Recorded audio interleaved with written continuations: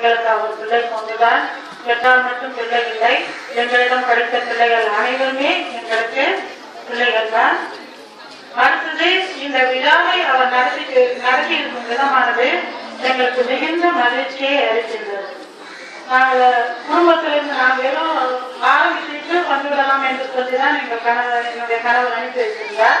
இருந்தாலும் அவருடைய அந்த முயற்சியை பாராட்டி நாம் இருந்து தங்கி இருந்து அவருக்கு ஒரு உறுதுணையாக ஒரு செயலை செய்யப்பட்டாலும் ஒரு சப்போர்ட்டிவா இருக்கணும் அப்படின்னு சொல்லிட்டுதான் நான் என்னுடைய வேலையெல்லாம் விட்டுட்டு நம்மளுடைய பிள்ளைக்கு நம்ம ஒரு ஆதரவா இருக்கணும் அப்படின்னு சொல்லிட்டுதான் இது மாதிரி நம்மளுக்கு இருக்கோம்.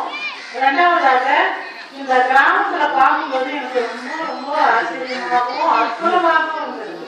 என்னன்னு சொன்னா எல்லாருமே ஒற்றுமையா ஒரே செயல்பாட்டோட நம்மளுடைய இலக்கு என்ன, அந்த இலவச கல்வி அடுத்தது அந்த கால்நடை சிறப்பு முகாம் நடத்தணும்.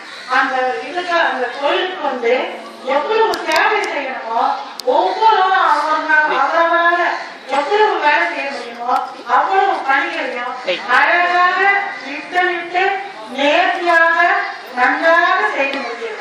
வயிறான உணவு சாப்பாடும் கொடுத்திருக்கின்றீர்கள். இதற்கே நாங்கள் மிகுந்த நன்றி சொல்ல கடமைப்பட்டிருக்கின்றோம். நம்ம கடவுள் படைத்த போது நாம மட்டும் வாழ்றதுக்காக கடவுள் நம்மளை படைக்கவே இல்லை. எல்லா உயிரினங்களையும் நம்ம நினைச்சு பாருங்க. வாயிலாத இந்த மரம் செடி கொடி எல்லாமே பூ கொடுக்குது, இல்ல பழம் கொடுக்குது, காய் கொடுக்குது.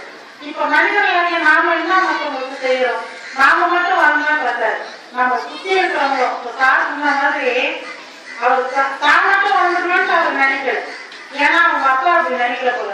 அதனால அவர் என்ன பண்றாரு, தன்னுடைய ஊரும் வாழணும் அப்படின்னு சொல்லிட்டு நல்லா வளர்ச்சி அடைந்து நல்ல விதமாக வளர்ந்து வருவதை பார்த்து எங்களுடைய மணிலா நகர் அரிமா சங்கம் சார்பாக உங்கள் அனைவருக்கும் வாழ்த்துதலையும் ஆசிரியரையும் வழங்கி நன்றி கூறிக்கொள்கிறேன். நன்றி, வணக்கம்.